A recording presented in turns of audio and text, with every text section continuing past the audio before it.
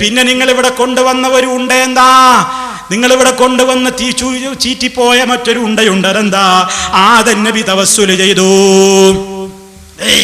ആദം നബി പണ്ടേക്കുണ്ട്. ആദം നബിയിൽ നിന്ന് അബദ്ധം സംഭവിച്ചപ്പോ അങ്ങനെ നടന്നു പോകുമ്പോഴതാ അതാ അർശിന്റെ കാലിന്മേൽ എഴുതിയിരിക്കുന്നു. അതാ ലാ ഇലാഹ ഇല്ലല്ലാഹ് മുഹമ്മദുർ റസൂലുള്ളാഹ് എഴുതിയിരിക്കുന്നു. അല്ലാഹുവോട് ചോദിച്ചു, ബിഹഖി മുഹമ്മദിന് ചോദിച്ചു, മുഹമ്മദ് നബിയുടെ ഹക്ക് കൊണ്ട് എനിക്ക് പാപം പൊറുക്കണേ എന്ന് ആദം നബി പറഞ്ഞു പോലും. അല്ലാഹ് ചോദിച്ചു, ആദമേ നിനക്കെങ്ങനെയാ മുഹമ്മദിനെ മനസ്സിലായത്? ഞാൻ അദ്ദേഹത്തെ പടച്ചിട്ടില്ലല്ലോ. ആദം അലൈഹിസ്സലാം പറഞ്ഞു, നീ എന്നെ പടച്ചപ്പോ ഞാനിങ്ങനെ മുകളിലേക്ക് നോക്കിയപ്പോ അതാ ഖവായിമുൽ അർശിന്റെ കാലുകളിൽ അതാ എഴുതപ്പെട്ടു പോയി.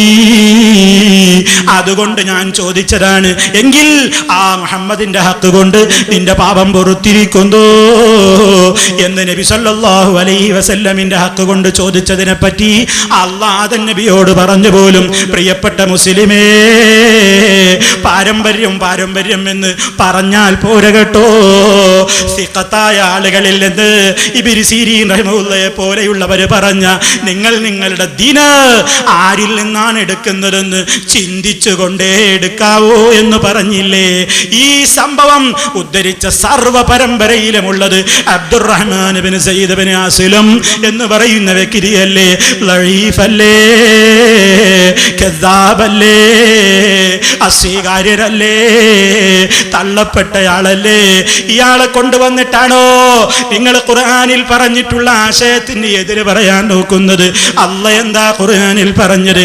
ആദം അലൈഹിസ്സലാമിൽ നിന്നും ഹവ്വാ റളിയല്ലാഹു അൻഹയിൽ നിന്നും വിലക്കപ്പെട്ട കനി ഭക്ഷിക്കുക എന്ന അബദ്ധം സംഭവിച്ചപ്പോ അവരെന്താ പറഞ്ഞത്? ഫഖാല റബ്ബനാ ളലംനാ അൻഫുസനാ വഇല്ലം തഗ്ഫിർ ലനാ വതർഹംനാ ലനകൂനന്ന മിനൽ ഖാസിരീൻ. അത് ഖുർആനിൽ അങ്ങനെയല്ലേ പറയുന്നത്? മറ്റേത് നിങ്ങളുടെ വകയാണ്. തെളിയിക്കാനാവാത്ത നിലയ്ക്ക് ദുർബലമായ പുൽക്കൊടിയാണിത് എന്ന് പേരോടിന് അറിയാമെന്നുള്ളത് കൊണ്ട് ഞാനതിവിടെ വന്ന് വിശദീകരിക്കുമെന്ന് പേരോടിന് അറിയാമെന്നതുകൊണ്ട് മുപ്പര് ആദ്യേ ഒരു മുൻകൂർ ജാമ്യം എടുത്തു. എന്താ? ഈ മൗലവി ഇവിടെ വന്നിട്ട് പറയുന്നത് ലഈഫാണ്. പിന്നെ ലഈഫാണ് ആണെന്ന് അറിയില്ലേ? മുപ്പര് വരാ കേട്ടോളി, മൗലവി ലഈഫാന്ന് അറിയുന്നു നീ വന്നിട്ട്. അതുകൊണ്ട് ഇനി മൗലവി വന്നിട്ട് ലഈഫാണ് എന്ന് പറഞ്ഞിട്ട് എന്തെങ്കിലും അങ്ങ് വായിച്ചു പറ്റിക്കും. അത് ഇമാം ബുഖാരിയുടെ ബുഖാരി അടക്കം മൗലവിമാര് സ്വീകരിക്കൂല കേട്ടോ. കാരണം ഇവർക്ക് അല്ലാഹുവിന്റെ ദീന് തകരണമെന്നല്ലാതെ ദീൻ ഇവിടെ നിലനിൽക്കണമെന്നത് അവരുടെ ഉദ്ദേശമല്ല. അത് നിങ്ങളുടെ പരിപാടിയാണ് കേട്ടോ. ദീന് തകരണം, അത് നിലനിൽക്കരുത് എന്നത് നിങ്ങളുടെ പരിപാടിയാണ്. അതുകൊണ്ടല്ലേ ഇമാം ബുഖാരിയെ പോലെയുള്ളവരുടെ പേരിൽ, ഇമാം മുസ്ലിം റഹ്മത്തുള്ളാഹിയെ പോലെയുള്ളവരുടെ പേരിൽ നിങ്ങൾ പച്ചക്കള്ളം തട്ടിവിട്ടത്.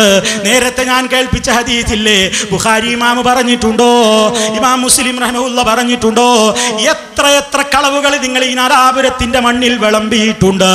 ലഈഫ് എന്ന് പറയുന്നത് പറ്റിക്കുമെന്നല്ല, പറ്റിക്കുകയല്ല, കിതാബിൽ നിന്നാണ് വായിച്ച് കൽപ്പിക്കുന്നത്.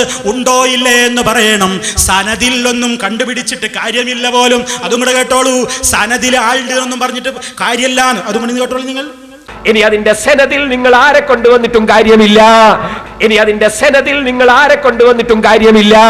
പിന്നെന്തിനാ പേരോടെ നിങ്ങൾ മുമ്പ് പറഞ്ഞത് അൽ-ഇസ്നാദു മിനദ്ദീൻ ലൗലൽ ഇസ്നാദു ലഖാല മൻ ശാഅ മാ ശാഅ. സനദീസിലെ ദീനിൽപ്പെട്ടതാണ്. സനദിൽ നീ ആരെ കണ്ടുപിടിച്ചിട്ടും കാര്യമില്ലാന്ന് പേരോടിനറിയാം. അടുത്ത പ്രസംഗത്തിൽ മൗലവി വന്നിട്ട് പറയുമെന്ത്?